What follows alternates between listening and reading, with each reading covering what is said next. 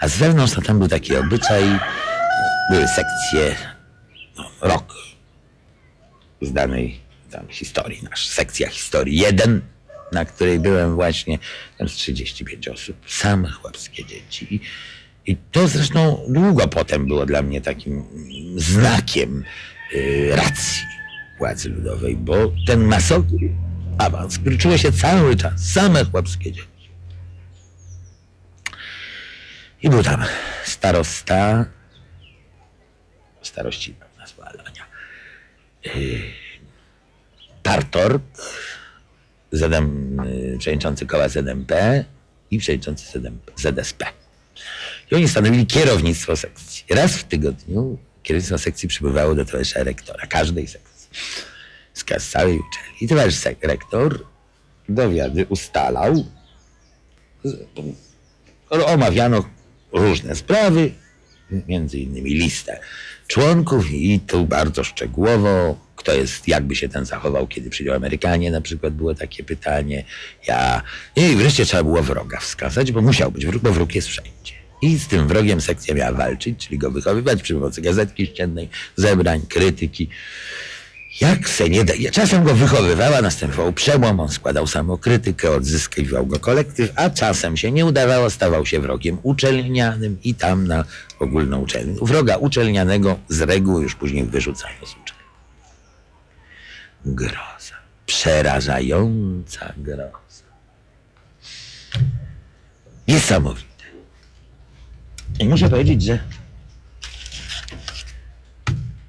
no gdzieś na pierwszym ćwiczenia z marksizmu z nami prowadził też rektor i ja zaraz gdzieś na początku zacząłem z nim dyskusję, po czym przyszli do mnie moi towarzysze i powiedzieli, też Ukuroń powiedzieli, i koledzy z sekcji, nie, powiedzieli: Jacku, ty nie dyskutuj z naszym rektorem, bo my go wszyscy kochamy.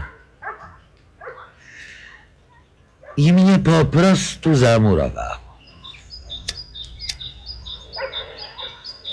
I teraz właściwie powinno być o tym, jak walczyłem z tym, budując solidarność. No ale to już wiesz, to już nas kompletnie rozwieka. Tam czuję się jednego z większych odkryć dokonałem. Gdzie myśmy już doszli do takiego stanu, że przed odprawą u rektora odbywała się narada kierownictwa sekcji, gdzieśmy ustalali taktykę rozmowy. No i najtrudniejszy był problem z wrogiem klasowym i ja go rozwiązałem.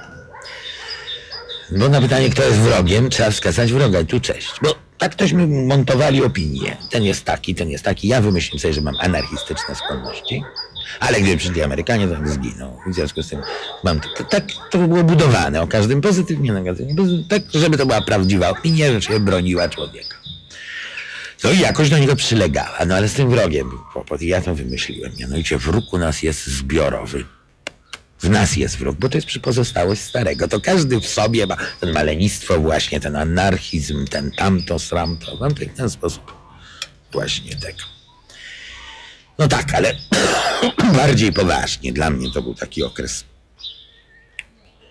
umysłowej burzy i naporu i wymyślenia, co z tym całym fantem trzeba zrobić. Bo wszystko tu się razem nie zgadzało. Jak przystało na dygnitarza, który dostał w łeb, powinienem się zrobić opozycjonistą, no i zrobiłem się opozycjonistą. Myślę mianowicie, że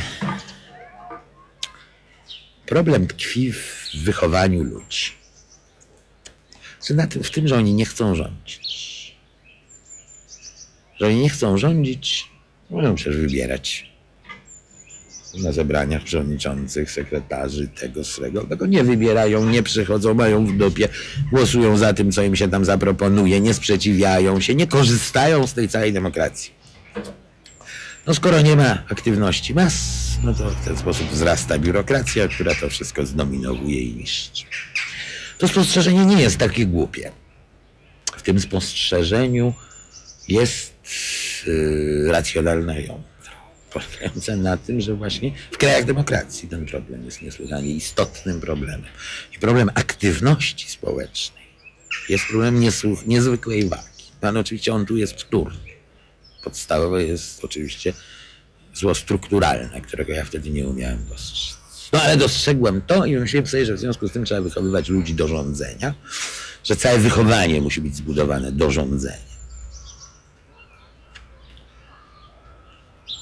I tak powstał pomysł walterowców i tak żeśmy właśnie z paroma kolegami z tej uczelni, takimi zapalonymi pedagogami, założyli takie coś, co miało być właśnie szkołą rządzenia.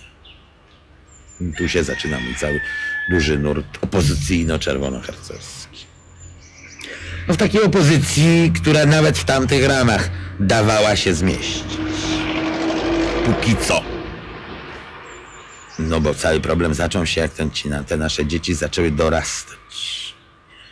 Ale to już było dużo potem i na nasze szczęście po 56 roku. A to był rok 54, kiedy ja to zacząłem. Takie różne elementy odwilży zaczęły się pojawiać, ale jakoś niesłychanie nieśmiało.